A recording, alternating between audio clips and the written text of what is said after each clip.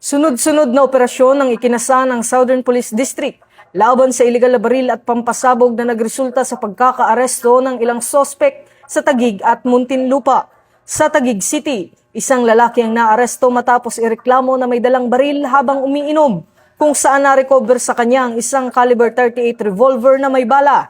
Sa hiwalay na operasyon, 2 kabataan naman ang nasa kote matapos makumpiskahan ng granada at isang 9mm pistol na may magazine.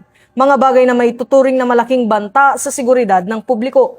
Samantala sa Muntinlupa City, 2 suspect ang naaresto sa bisa ng search warrant kung saan nasabat ang mga baril at bala na walang kaukulang dokumento. Ayon kay Police Colonel Glenn Oliver Cinco, Acting District Director ng SPD, tuloy-tuloy ang kanilang operasyon upang mapanatiling ligtas ang komunidad laban sa banta ng iligal na armas. Ito ang bagong PNP para sa bagong Pilipinas, serbisyong mabilis, tapat at nararamdaman.